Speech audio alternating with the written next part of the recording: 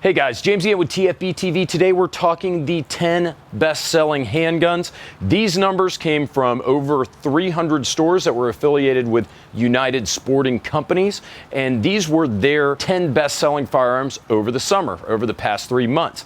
I saw this list today. I thought it was really neat. I'm going to do a little screenshot of the list, and you're going to see the screenshot of this list that I posted up is going to be a little bit different than my list. And that's because a lot of these guns have multiple SKUs, like a lot of SKUs. So for example, Glock 19, there's like probably 20 flavors of Glock 19. So if you look at it on the list, it's only number like 3 or 4, but you can see you got the Glock 19 Gen 4, the Glock 19 Gen 5, you have the ones with the OD frames, you have ones with night sights, and they're all different SKUs, so they're counted differently. So what I did is I went through and I tried to locate as many SKUs as I could, and I think these numbers are going to be pretty accurate, but I tried to locate all the SKUs for all the items, total those up, and then do the rankings based on that. So without further ado, let's get started. Number 10 is going to be the Smith and Wesson SD9. The Smith and Wesson SD9 is functionally the economy level Smith and Wesson M P. It's funny to me that this gun was in the top 10 and that it sold 789 units,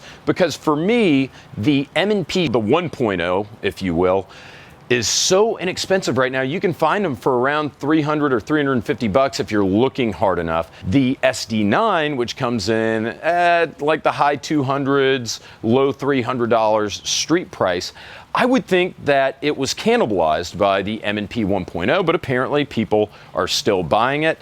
And I've never shot one, I've never reviewed one. I have what I call the Sigma stigma, which back, if you guys remember the Smith & Wesson Sigma, it wasn't that very good of a gun. And this seems to be like a new iteration of the Sigma, but all the reviews I've seen have been overwhelmingly positive. So maybe I need to give this one a look because consumers are apparently buying them. Moving on to the number 9 gun, the Ruger LCP2. It sold 919 units in this survey, and for good reason. It's a 380 that'll fit in your pocket. It's reliable. The trigger on the LCP2 is much better, in my opinion, than the trigger on the original LCP, and it's an all-around great ultra compact 380 for personal defense, and it doesn't cost a lot of money. So it's a very appealing option for a lot of consumers out there who want a gun to carry in their pocket, in their purse, whatever, or even a spare or a backup gun because it's so inexpensive, yet it's a relatively high quality gun. So it doesn't surprise me to see the LCP2 on here. In fact, if anything, I would think that the LCP2 would have been a little bit higher on this list. But number 9 is pretty good. Now moving into the guns that sold over 1,000 units in this survey, we have the Ruger EC9S. Now the Ruger EC9S is another economy version. So you guys saw we had the Smith & Wesson SD9 at number 10, and we have here at number 8 the economy version of the LC9S.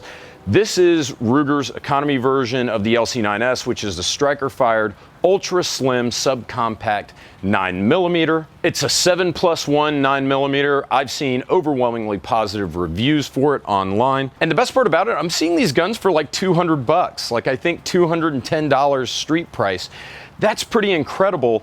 And it's really approaching single stack 380 prices. I mean, there are single stack 380s that cost more than $200. So I think Ruger's got a hit on their hands, and that's apparently what the sales say because they're selling a lot of them. Now, the only difference between the EC9S and the LC9S, well, the only difference is the EC9S has sights that are machined into the slide, and it also comes with 1 fewer magazine. Those are the only differences that I'm aware of. If you guys know of any other differences, let me know in the comments, but those are the only ones I could find whenever I briefly looked at this model after seeing it on the list.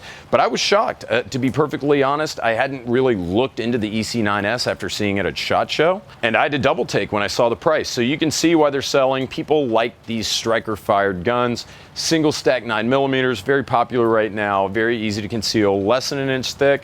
You can see why they're selling a bundle of them. Now moving on up a little bit, you have the Smith & Wesson M&P Shield 380 EZ. This is a new model, and apparently it's been selling well. I was really surprised. I thought for being a 380, it was a little clunky, and I thought that the gimmick, like the rub with the Shield 380 EZ, that it's easier to rack the slide and apparently easier to fire because it's a little bit larger. I thought that was a little bit of like a grandma gimmick, but apparently people really like it. Again, I've seen positive reviews on this gun, so it's interesting to me that they've been selling so well. In this survey, they sold 1,553 units. And according to the survey, they're selling for about $372 each, which I guess is a pretty fair price. It's not the cheapest one on this list, but apparently people find the larger frame 380s to be appealing enough and easy enough to shoot that they're buying them. Now, next is going to be my favorite gun on the list. That is the Glock 43. I pulled all the Glock 43 SKUs, quite a bit of those, and we got 1,655 units, so just barely outselling the Shield EZ. The Glock 43, of course, is Glock's single stack, ultra compact 9mm. Glock has sold bushels and bushels of these GD things, and they're not cheap. If you look at the average price on the list, these bad boys are selling for $458 each on average. So this is probably one of the more expensive guns on the list. And it's a funny juxtaposition to see it outselling, say, the Ruger EC9S, which is the same type of gun, right? Single stack, ultra compact 9mm, but it costs less than half as much. But again, I think the Glock 43 is probably the best single stack 9mm on the market, so I'm really glad to see it performing well in stores. Next, we've got the Taurus G2C, which sold 1,732 units. Wow, that's pretty incredible for a gun that I don't even know what it is. I know you guys think I'm a snob. I'm sorry, I don't know what the Taurus G2C is, but let's see what they're selling for on average. The Taurus G2Cs are selling for $217 each, and apparently they're 9mm, so really inexpensive. 9mm says here 3-inch barrel. What's interesting, if you look at it by just the SKU, it was actually the second best-selling handgun on this list. But again, remember, when you're talking Glock 19s, there's a bunch of SKU numbers. When you're talking Glock 43s, there's a bunch of SKU numbers. Same thing with Smith and Wesson and Ruger. So you have to kind of add all those together. But for an individual gun, this was the second best-selling on the list. Next on the list, we have the Sig 320. It sold about 2,000 units. Sig riding high on getting that MHS contract. The Sig 320, of course, I did only the 9mm, so I didn't count the 40s or the 45s. And by the way, guys, that's for all of these results. I only looked at the most popular caliber, which was in all cases like 9mm or 380, depending on what the gun is. In fact, I think all of these guns are 9mm or 380s. So Sig sold a buttload of Sig 320s. You've got law enforcement adopting them, you've got the US military adopting them, so now it looks like you have civilians adopting them too. They're polymer frame, double stacked, in this case 9mm, and they have removable chassis, so the serial number is actually on a chassis in the gun, so you can change the frame size. You can go from compact, subcompact, full size just by dropping that serialized chassis in there. Really neat design. People love the Sig 320s. They're giving Glock a run for their money, and apparently they're performing pretty well in stores. The average selling price looks like $423, which is pretty reasonable for a premium polymer framed handgun. Bear in mind the Sig 320 has a lot of SKUs, so this includes like the compact, subcompact, the X5. So if you guys want to take that under consideration, feel free, but I figured it was fair since we're talking about a serialized chassis and it's very easy to move frame to frame. All right, now next on the list, we've got another Sig, and this was actually the #1 SKU on the entire list. This was the most popular individual gun on the list, and that is the Sig P365. 2,249 units sold at $538 each. That is a total sale of $1.2 million worth of Sig P365 sold at around 300 stores this summer in the past 3 months. I reviewed the 365, I have one, I love it. There of course have been some questions about the 365 quality control because you had a couple of recalls after the 365 was introduced, and it's taken a lot of heat right now, but very interesting point, Sig has sent me 1,000 rounds of 9mm ammo to run through my 365 for a torture test, so that's coming to TFBTV soon. I want to find out how durable these guns really are. Anyways, congratulations to Sig for selling a ton of Sig 365s this summer. Moving on up, whenever I did my Glock 43 review, and I think I also have done some top 5 9mm single stacks and compacts, videos like that where I talk about, I profess my love for the Glock 43. You Smith and Wesson Shield guys, you just ride me so hard in the comments saying the Shield is better selling and that I'm an idiot and that I'm just giving lip service to Glock because the Shield is clearly the better gun because it sells well. Now, as we've seen from this list, just because a gun is a good gun doesn't mean it's necessarily going to sell better or worse than any other gun. But I think with the Shield, you've got a great combination of price to performance. You're looking at an average sale price of around $397, so it's less expensive than the Glock 43. It holds an extra round or two depending on the magazine you use.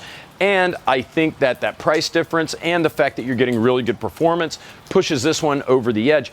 And it's really funny to me, so I guess you guys are right, you commenters that pointed out that I'm an idiot because the Glock 43 doesn't sell as well as the Shield. Well, apparently the Shield does sell better. I'm sure it's because it's a little bit less expensive than the Glock 43, which is my pick for single stack 9mm. But I also have a Shield 2.0 and I absolutely love it. And if you guys are thinking about getting one, apparently a lot of you are. And moving on to the #1 gun of the list. You guys already know what it is. It's the Glock 19.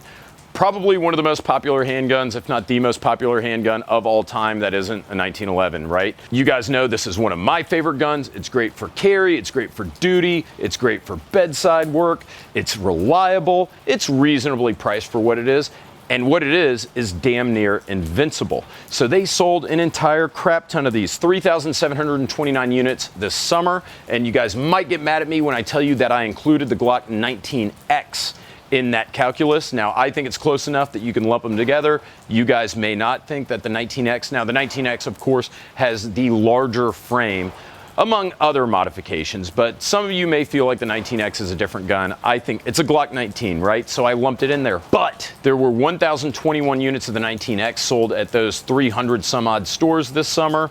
Very popular gun, by the way, outperforming Glock's expectations, outperforming everybody's expectations, I believe. I think they sold 100,000 of them total this summer, which is just bananas. But even if you subtract that 1,021 from that 3,700 Glock 19s, the Glock 19 is still the #1. Now that's spread across like 30 or 40 SKUs. I wanted to kill myself when I was doing the math. I had my calculator, and some of the SKUs in these 300 stores, you know, there's like the Robin's Egg Blue Cerakote Glock 19. It would sell 1 unit in 3 months over 300 stores, whatever, but I still went through, factored all those in. So unsurprisingly, the Glock 19, the compact, double stack 9mm, the do-it-all, jack-of-all-trades gun that is eminently reliable, is the #1 best-selling gun of summer 2018. Guys, I thought this was really fun. I saw this list, and I saw it today, and I said, I gotta go out and make a video about this because I think it's so neat. I hope you guys think it's neat too. Anyways, thanks a ton for watching as usual. Thank you to our sponsors, Blue Alpha Gear and Ventura Munitions. Guys, I will see you next week. Take care.